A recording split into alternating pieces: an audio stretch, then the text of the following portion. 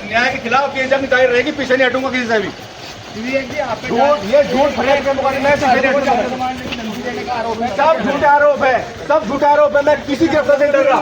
Jail जाऊंगा, शामली की लड़ाई जारी रहेगी। शामली की लड़ाई हमेशा लड़ता रहूंगा। झूठा मुकदमा है, ये लड़ाई जारी रहेगी। ये झूठ मुझे रोक नहीं सकते। सुनो प्राचा, विवेक प्रेमी और 10-15 और व्यापारी मेरे पास आए थे दिल्ली। 7-8 दिन पहली बात है। मैंने प्रशासनिक अधिकारियों से बात करी, एडीएम, एसएसपी, सीओ, एसएचओ सबसे बात की। वे कोई कारण नहीं बता पाए कि क्यों व्यापारी को दुकान से उजाड़ना चाहते हैं।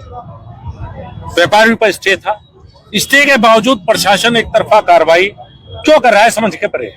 दूसरी बात, मंदिर हमारा है, संत हमारे हैं, वे पूजनीय, हम उनके बारे में कुछ नहीं कहना चाहते। लेकिन पहले कोई और संत था, मजिस्ट्री करके चले गया पैसे लेकर।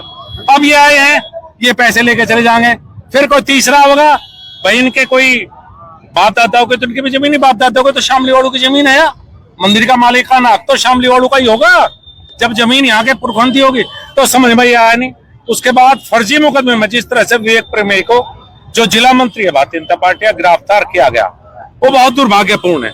ऐसा लगता है कि प्रशासन एक तरह से जबरदस्ती दुकानों पर कब्जा दिलाना चाहता है, इस तरह का पता लगा। अब लोकतंत्र में यही हो सकता है। मंत्री जी धरने पे बैठे हैं, कब तक आप? देखिए, अभी 5 लोगों की कमेटी बात करने के लिए प्रशासन से गई है। पहली बात तो यह है, विवेक प्रेमी को गिरफ्तार करो या किसी और को करो या मुझे करो। भाई हम दुकान खाली नहीं करेंगे, हम किराएनामे पे नहीं जाएंगे। जो कोर्ट का आदेश होगा वो मानने का। पुलिस प्रशासन को कोई अधिकार नहीं है कि संपत्ति के विवाद में पार्टी बने। आपने गिरफ्तार कर लिया, आपकी इच्छा, आपने फर्जी मुकदमा लगा दिया, आपकी इच्छा। लेकिन ना व्यापारी झुकेंगे, ना हम लोग झुकेंगे। 5 लोग बात करने के लिए गए हैं। मंत्री जी, आपको मुजफ्फरनगर से आना पड़ा, लोकल बॉडी है बीजेपी की, कोई यहाँ मौजूद नहीं है। मैंने जिला अध्यक्ष जी से बात की है, उन्हें सारी बात बताई है। मैंने कहा भी है, भाई अध्यक्ष जी, हम सबको मिलकर अगर हम कोच को ठीक समझते हैं और ये हमारे यहाँ व्यापारी, हमें इनके साथ रहना चाहिए। लड़ाई कोई व्यक्ति की लड़ाई नहीं है, विवेक प्रेमी की लड़ाई नहीं है, मेरी लड़ाई नहीं है।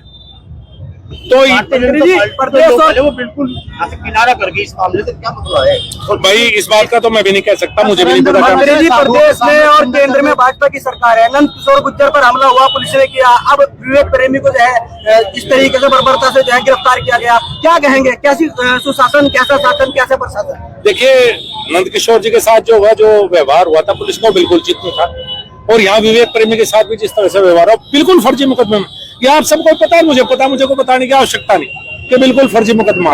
उससे दुखी होता है, उससे दुख होता है, लेकिन लड़ाई लड़ने का स्वभाव हमारा भी है। भाई सरकार ने तो क्या किया था कि भ्रष्टाचारियों पर फर्जी मुकदमे दर्ज नहीं होंगे प्रदेश में, तो किस तरह की कानून व्यवस्था है जो आप खुद ही कह रहे हैं कि जो है फर्जी मुकदमा?